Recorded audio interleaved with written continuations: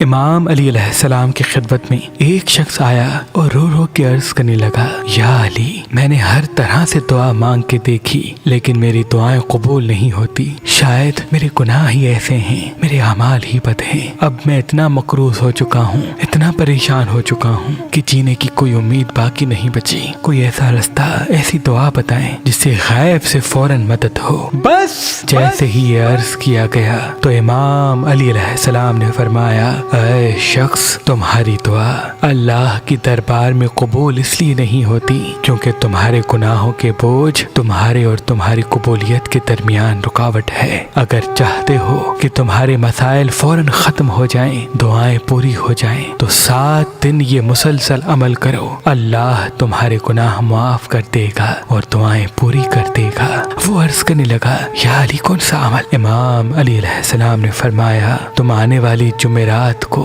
عشاء کی نماز کے بعد کسی سے بات نہ کرو اور سورہ فاتحہ کو 72 مرتبہ پڑھو اور پھر اللہ کے رسول پہ 5 مرتبہ درود بھیجو اور اپنی دعا مانگو، اور اس یقین کے ساتھ سویا کرو کہ اللہ تمہاری کامیابی کے اسباب سب سے نمودار کرے گا۔ تم جمعرات سے لے کے اگلی جمعرات تک جب یہ 7 راتیں مسلسل عمل کرو گے تو اللہ پاک کے فضل و کرم سے تم اللہ کی خاص رحمت پاؤ گے، جس سے تمہارے گناہ معاف ہو جائیں گے اور تمہاری دعائیں پوری ہو جائیں گی۔ 2026 سورج کا سال ہے اور یہ سورج اللہ کے فضل سے تمام چیزوں کو بہتر کرنے اور خصوصاً دولت اور راج کروانے آیا ہے۔ اس سال کا مبارک ترین پتھر پکھراج ہے۔ جو انسان 2026 میں اپنی پہلی انگلی میں پکھراج پتھر پہنے گا تو وہ راج کرے گا، شہرت و عزت پائے گا۔ جو انسان اس 2026 میں اپنی بیچ والی انگلی میں پکھراج پتھر پہنے گا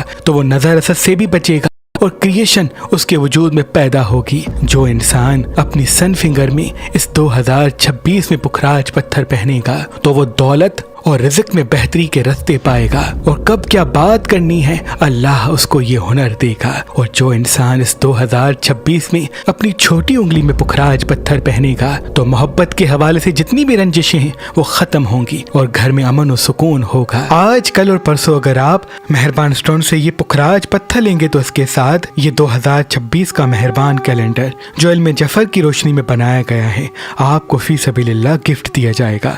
یاد رہے یہ کیلنڈر محدود مقدار میں ہیں۔